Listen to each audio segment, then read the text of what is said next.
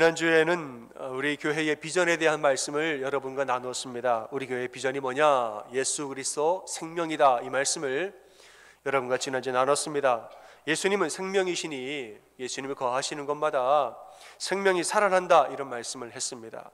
우리 영혼이 사망에서 생명으로 옮겨지고, 또 우리 마음이 절망에서 희망으로 옮겨지고, 우리 모든 육체가 연약하면서 강건함으로 회복되고, 또 우리 모든 손과 발들이 주님의 생명을 위하여서 사용되어지는 그런 일이 일어납니다. 그래서 우리 비전은 무엇이냐? 이러한 예수님의 생명의 능력을 삶에서 우리가 경험하고, 또 예수님의 생명을 주변의 사람들에게 전하는 것이 우리 교회의 비전이고 사역의 방향이다, 이 말씀을 나눴습니다. 그리고 이런 예수 그리스도 생명이라는 비전에 따라 2020년도 표를 예배 성공, 인생 성공으로 정하였다, 말씀을 나눴습니다. 그 생명의 능력을 누리는 길은 가장 첫걸음이 무엇이냐? 예배를 바로 세우는 것이다, 이렇게 말했습니다. 우리 2020년도 표를 여러분과 제가 한 목소리 한 번 더 읽어보겠습니다. 우리 앞에 있는 현수막을 참고하시고 읽어보겠습니다. 시작. 예배 성공, 인생 성공. 한 번 더 시작. 예배 성공, 인생 성공. 제가 앞에 하면 여러분 뒤에 따라 하십시오. 예배 성공, 인생 성공. 아멘. 우리 성도님들 센스가 좋으십니다. 예배 성공, 인생 성공. 또 인생 성공은 예배 성공에서 시작되는 것입니다. 오늘 이 말씀에 대한 이야기를 나누고자 합니다. 노아가 이제 모든 홍수가 끝난 후에 방주에서 내려왔을 때 가장 먼저 한 일이 뭔가? 그건 바로 하나님 앞에 단을 쌓고 예배를 드리는 것입니다. 오늘 말씀을 우리가 읽었지만은 이 사람들이 20절 이하를 보면 방주에서 나와서 이제는 여호와를 위하여 단을 쌓고 정결한 짐승을 치어여서 번제를 드렸더라. 그리고 하나님은 그 향기를 흠양하시고 마음에 말씀하시기를 내가 다시는 사람으로 인하여 이 땅을 이처럼 저주하지 않으리라. 하나님 결단하셨다, 이런 말씀이 오늘 본문에 나옵니다. 여러분, 노아가 홍수가 끝난 후에 방주에 나와서 드린 이 첫 예배, 이 예배가 너무나 귀하고 소중한 예배다라는 말씀을 여러분과 나누고자 합니다. 사실 이 말씀이 짧은 구절에 그치고 창세기는 계속 진행이 되어버리지만 전후의 관계를 가만히 생각해 보면은 이 예배는 실로 눈물 없이는 드릴 수 없는 예배라는 사실을 우린 알 수가 있습니다. 이 예배는 모두에게 눈물의 예배라는 것이죠. 하나님에게 눈물의 예배고 사람들에게도 눈물의 예배입니다. 하나님은 왜 눈물의 예배냐 하면 하나님은 사랑의 하나님이죠. 하나님 사랑의 하나님이에요. 그런데 사람들의 죄가 워낙 온 땅에 관영하니 그들을 심판하사 새로운 계획을 짜시는데 그들을 홍수로 심판하시는 이것이 하나님에게도 슬픈 일이에요. 하나님이 얼싸 좋다 하고 이번 판에 갈아보자 하고 하나님이 심판하시는 것이 아니라 사랑의 하나님이신데 너무나 안타깝고 슬퍼하는 마음으로 이 홍수를 보냈다는 것이죠. 이제 하나님이 예배를 드린 후에 말씀하시기를 내가 다시는 이런 식으로 나는 너희들을 저주하지 않겠노라. 하나님이 본인에게 말씀하셨다는 것이죠. 이 일이 어디에 일어났는가? 노아가 예배를 드린 후에 하나님은 그동안 눌러왔던 사랑을 다시 한번 드디어 터뜨리시면서 정말 내가 다시는 이렇게 심판하기를 원치 아니한다. 하나님의 눈물이 이 예배에 나타나는 것입니다. 또 여기에는 노아와 그의 가족들의 눈물도 반드시 있을 거라고 우리는 압니다. 지금 엄청난 홍수로 사람들이 다 죽었습니다.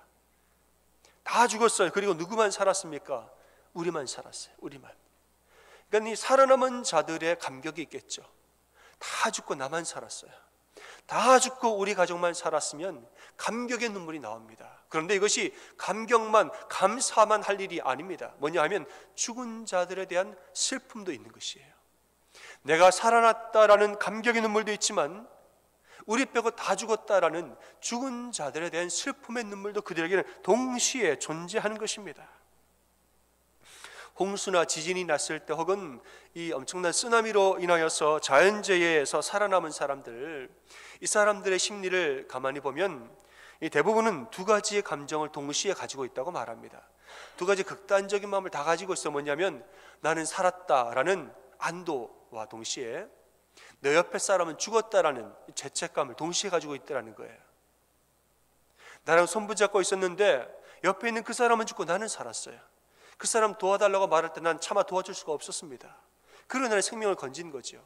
살아남은 것에 대한 안도감과 동시에 그를 도와주지 못한 죄책감이 있습니다. 전쟁에 참전한 용사들을 보면 이 전쟁에서 살아남은, 같이 뛰어가다가 옆에 전우는 총을 맞아 죽고 나는 살았습니다. 그를 도와달라고 말하는데 그를 도와주던 다 죽죠. 내가 살아남았다라는 감격과 더불어서 죽은 자들에 대한 애도와 슬픔과 죄책감이 이 마음 동시에 있다라는 거죠. 이 극단적인 마음이 한 사람의 마음에 영원토록 계속 해결되지 않고 계속 있기 때문에 이런 상태를 일컬어서 우리는 외상후 스트레스 장애라고 말합니다. 외상후 스트레스 장애. 겉으로 엄청난 충격을 경험한 다음에 이 안에서 해결되지 아니하는 복잡한 감정들이 계속 작용을 하면서 심리적으로 힘들어지는 것이, 처음에는 괜찮아요. I'm okay라고 말하는데 시간이 지날수록 사람이 점점점 이상해지는 것이죠. 이 마음이 해결되지 않아서 그렇습니다. 가만히 보면 이러한 외상후 스트레스 장애가 노아에게도 나타나는 것을 우리는 봅니다. 9장에 보면은 이제 노아가 포도 농사를 지었다고 말합니다. 그리고 이제 추수를 다 한 다음에 9장에 보면 노아가 포도주를 마시고 완전히 취해버려서 발가벗은 채로 잠이 들었다, 이런 말이 나옵니다.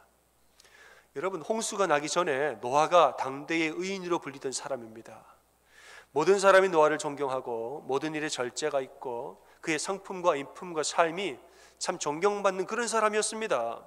노아는 의인이라고 불리는 사람인데 술에 취해서 벌거벗고 잠들어 버리는, 이것은 의인 노아와는 맞지 않는 모습이죠. 지금 노아가 외상후 스트레스 장애를 겪고 있는 것을 우리는 보게 됩니다. 홍수의 충격을 경험한 다음에 그 다음에 이런 마음이 사라지지가 않는 것이죠. 사실은 다른 사람 같아서는 더 했을 것이나 그래도 그나마 견뎌내고 있는 중인 것이에요. 또 노아와 그의 가족들에게는 외로움과 두려움의 눈물도 있습니다. 홍수가 휩쓸고 지나가면 거기엔 아무것도 안 남습니다. 홍수를 경험해 본 분들은 아시겠지만 이 물난리가 한번 나고 거기를 가면 정말 아무것도 없어요. 다 그냥 사라져 버려요. 집이고 뭐고 아무것도 없어요.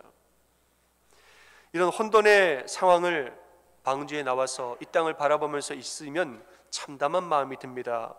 그리고 앞으로 여기서 우리가 어떻게 살아갈 것인가, 아무도 없는, 우리밖에 없는 이 외로운 세상에서 어떻게 외로움을 이기고 살 것인가. 또 이제는 생태계 자체가 완전히 변해버렸습니다. 이 환경과 생태계가 다 변했는데 우리는 이 바뀌어진 생태계를 어떻게 적응하면서 살 것인가. 그들은 안에 외로움과 두려움이 있다는 것이죠. 방주에서 내린 후에 이런 현실들을 마주하게 됩니다. 그러니까 여러 가지 복잡한 눈물들이 하나님에게도 있고 사람들에게도 지금 눈물이 있습니다. 그래서 지금 이 노아가 드리고 있는 예배는 단순한 예배가 아닙니다. 그들이 받았던 상처와 아픔들, 그들이 지금 바라보고 있는 혼돈과 두려움들, 이런 슬픔들을 이겨내고 새롭게 시작하는 첫 시작이 되는 아주 중요한 예배인 것입니다. 배에서 내리자마자 이 상황들을 바라보면서 사람들은 도대체 어디서부터 뭘 어떻게 해야 될지를 전혀 감을 못 잡습니다. 가족들이 다 와가지고 이거를 도대체 어디서부터 어떻게 시작을 하나, 뭘 어떻게 해야 될까에 대해서 도무지 알 수 없는 혼돈 가운데 사람들이 있습니다. 근데 노아가 뭐라고 말하죠? 가족들한테 예배부터 드리자고 말하는 거예요.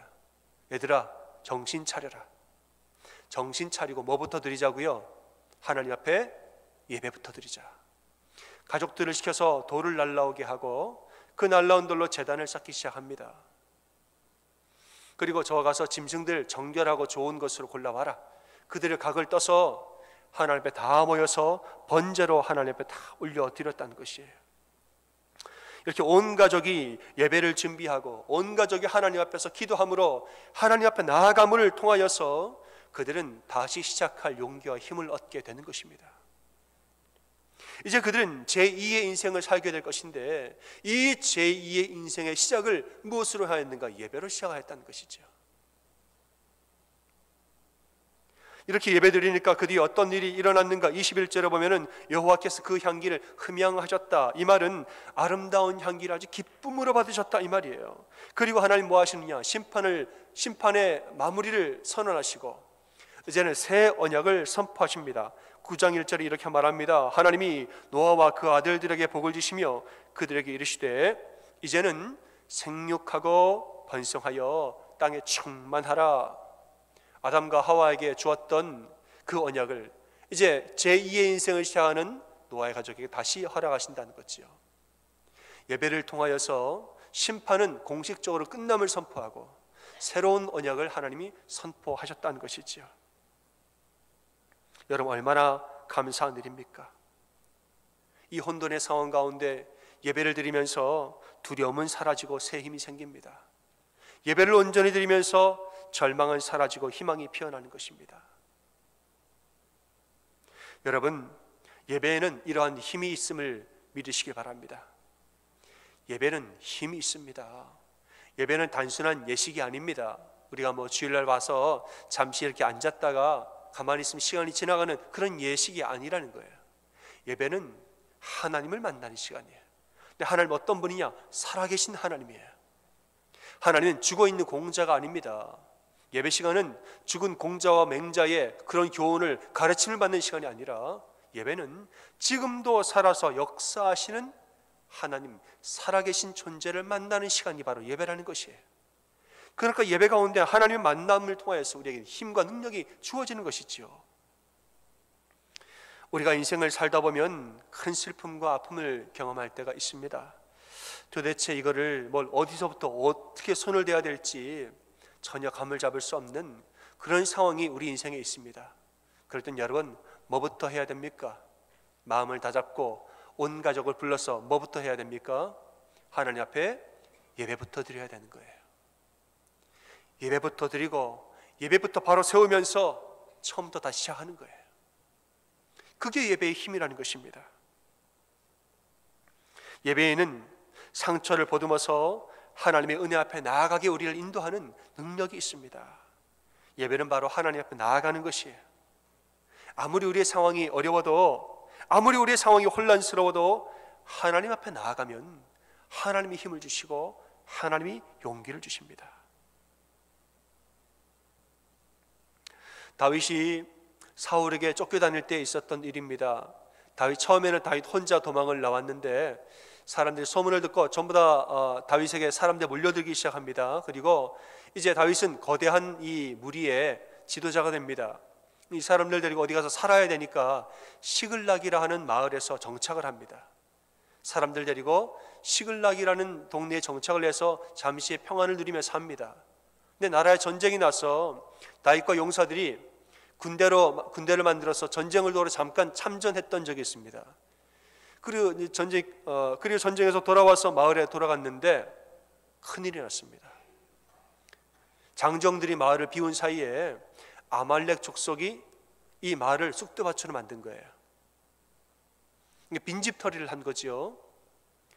이 사람들 안 그래도 쫓겨다니는 그런 사람으로 정처 없이 사는데 힘이 들지요.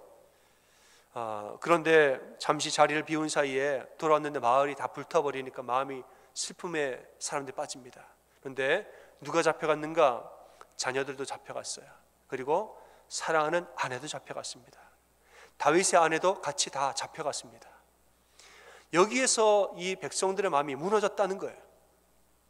이 극단적인 분노에 사람들이 사로잡히고 절망과 어려움 가운데 빠져가지고 이 사람들이 그냥 삶을 포기할 생각을 전부 다 해버립니다. 이 사람들이 너무너무 시리에 빠지고 분노하여서 이 슬픔이 분노로 바뀌어서 뭘 하느냐 하면 다윗을 죽이자라는 말을 하기 시작합니다. 말하자면 이게 전부 다 누구 때문이에요? 전부 다 당신 때문이야.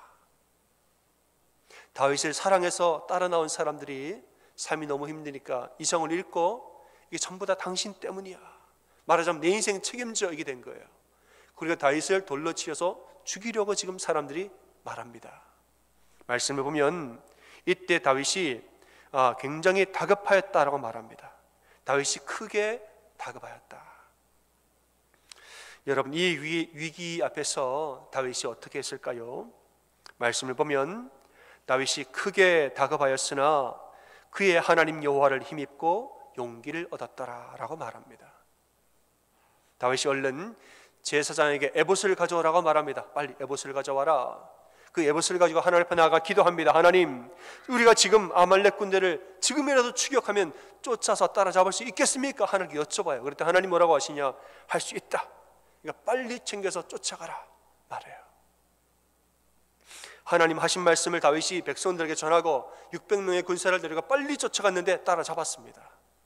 따라잡고 빼앗겼던 물건들을 다 다시 도로 찾아오고 또 사랑하는 아내와 자녀들 다 다시 돌려받고 우리 아말렉의 모든 물건들까지 전리품으로 다 챙겨서 돌아오는 역사가 있었다는 것이에요. 여러분, 이 절체절명의 위기에서 다윗은 뭘 했다는 것입니까? 하나님을 예배했다는 것이에요. 이 에봇이라는 것은 제사장이 입는 옷인데 에봇을 가지고 나아갔다라는 말은 하나님을 예배했다는 말이에요. 그리고 하나님의 뜻을 여쭤보면서 나아갔다는 것이, 하나님 어떻게 생각하십니까?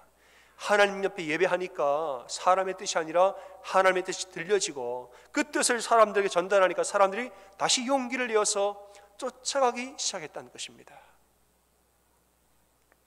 여러분, 예배는 힘이 있는 줄을 믿으시기 바랍니다. 아멘. 예배는 힘이 있어요. 예배는 하나님 앞에 나아가는 것인데 하나님 앞에 나아가는 자는 새 힘을 얻게 되는 것입니다. 오직 여호와를 앙망하는 자는 새 힘을 얻으리니 독수리의 날개침이 올라감 같을 것이요 다른 먹질하여도 곤비치 아니하겠고 걸어가도 피곤치 아니하리로다. 여호와를 앙망하는 자는 새 힘을 얻으리니, 이 말을 우리 주제에 맞춰서 바꿔보면 여호와를 무엇하는 자는 힘이 있습니까? 여호와를 예배하는 자는 새 힘을 얻으리니. 아멘. 여호와를 예배하는 자는 새 힘을 얻으리니, 이 말이에요. 예배를 드리다 보면 우리 성도님들 가운데 은혜가 임하는 것을 제가 자주 보게 됩니다. 여러분들은 이제 앞을 바라보고 있지만은 저는 여러분 우리 성도님들 얼굴을 보면서 이렇게 예배를 합니다. 보면 예배하는 가운데 여러분이 하나님의 은혜가 여러분의 마음 가운데 임하는 모습들을 제가 여러 번 보게 됩니다. 하나님은 예배 가운데 우리를 만나는 분이고 하나님의 은혜는 우리에게 임하는 것이죠. 그 예배의 은혜예요.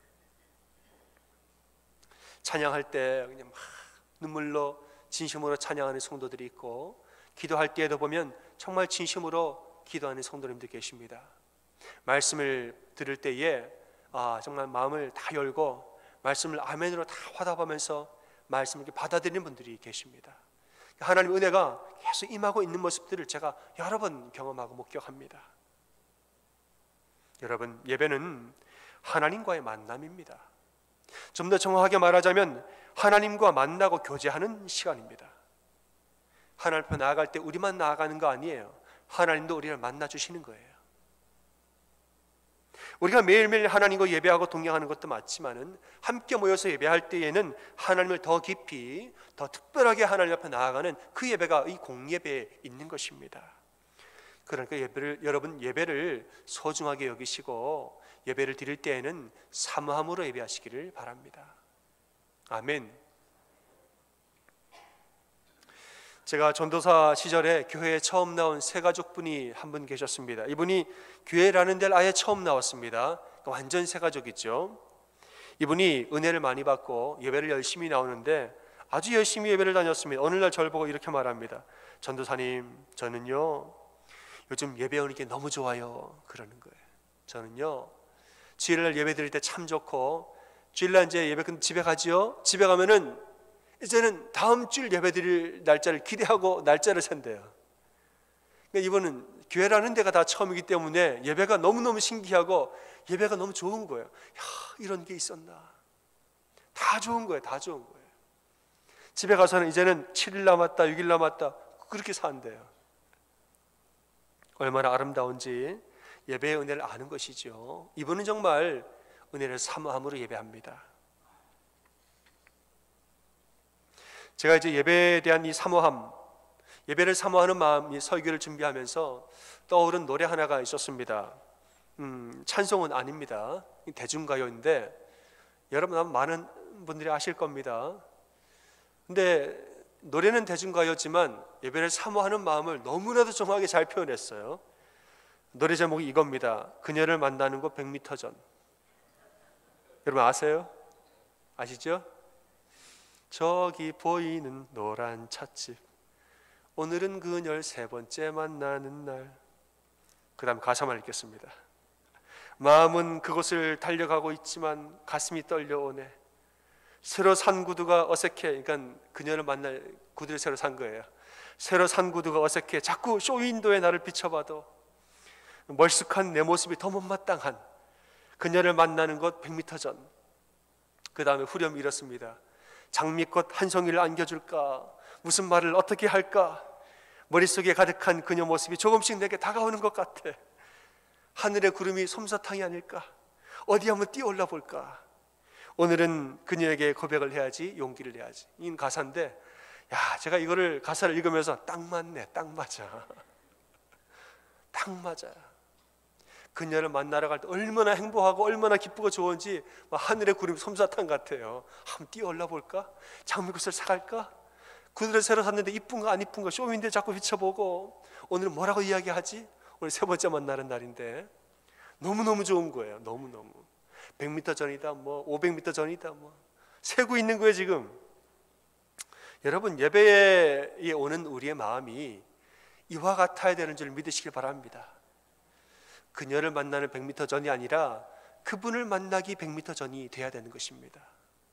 그분을 만나기 100m 전이에요. 여러분, 하나님을 만나는 것은 그녀를 만나는 것보다 더 좋은 줄을 믿으시길 바랍니다. 사람의 감정은 식어지지만 하나님의 사랑은 변함이 없는 것입니다. 사랑하는 사람은 언젠간 다시 돌아서서 나를 비판하고 정죄할 수도 있지만은 하나님은 언제나 나를 사랑하고 언제나 나를 용서하는 분입니다. 누군가가 사랑을 일컬어서 마취제라고 그랬어요. 마취제. 사랑은 고통을 잊게 만든다. 고통을 이기게 만드는 것이 아니라 잊게 만든대요. 마취제는 뭡니까? 이건 약이 아니에요. 그냥 고통은 변함없이 있는데 이기지도 않았는데 그저 통증만 잊어버린 게 아니라 마취제인 거죠. 그러니까 사랑을 하면 현실을 잃어버려요. 현실을 극복하진 않고 잊어버리는 거예요. 이걸 우리는 한마디로 눈에 뭐가 씌었다고? 콩깍지가 씌었다고 말하는 그 콩깍지가 바로 마취제인 거죠. 사람의 사랑은 마취제이지만 하나님의 사랑은 치료제입니다. 사람을 사랑하면 고통을 잊지만 하나님을 사랑하면 고통을 극복하는 것입니다. 여러분, 하나님은 자기를 찾는 자들에게 상 주시는 이라 말했습니다. 하나님을 찾는 자들에게는 상을 주시지 그들에게 안 좋은 것을 줄 리가 없는 것이죠. 하나님 앞에 나아가면 얼마나 좋은지 모릅니다. 예배하는 마음으로, 사모하는 마음으로 예배하면 얼마나 좋은지 몰라요. 그러니까 여러분, 예배 드릴 때에 마음을 꽁 하고 닫고 예배하지 마시고 그냥 마음을 열고, 마음을 활짝 열고 은혜를 사모함으로 예배하셔야 합니다. 사랑하는 여러분, 예배를 사모하시길 바랍니다. 예배를 아주 귀하게 여러분 여기시길 바랍니다. 방주에서 나온 노아가 할 일이 얼마나 많았겠습니까? 당장 집터를 알아보고 식량을 구해와야 하고 방주에서 금방 나왔으니까 할 일이 얼마나 많은지 모릅니다. 그런데 성경에는 노아가 포도농사를 시작했다는 말보다 예배 먼저 드렸다는 말이 먼저 나옵니다. 노아가 집터를 알아봤더라, 노아가 농사를 먼저 생각하였더라, 이 말이 안 나와요. 노아가 온 가족을 모아서 예배부터 드렸다라는 말이 먼저 나온단 말이죠. 이것이 인생 성공의 비결이라는 것입니다. 예배가 뭐길래 자꾸 예배하는가 하겠지만은 예배는 단순한 예식이 아닙니다. 그것은 살아계신 하나님과의 교제고 살아계신 하나님과의 만남이고 그분의 은혜를 덧입어서 우리가 풍요롭게 되는 과정인 것입니다. 찬양과 기도와 말씀을 통하여서 나에게 주시는 은혜를 내가 받고 듣고 또 그에 반응하면서 우리가 교통하는 역사가 일어나는 이런 대화의 시간이 예배입니다. 그러니까 예배가 살면 우리 인생도 사는 줄 믿습니다. 여러분, 예배가 살면 인생은 반드시 삽니다. 예배의 기초가 바로 세워지면 우리 인생은 바로 서는 것입니다. 여기서는 예외가 없는 것입니다. 사랑하는 여러분, 예배 성공, 인생 성공입니다. 우리 인생에서 예배를 가장 먼저 세우는, 예배를 사모함으로 드리는 여러분 다 되시기를 주님의 이름으로 축원합니다. 아멘.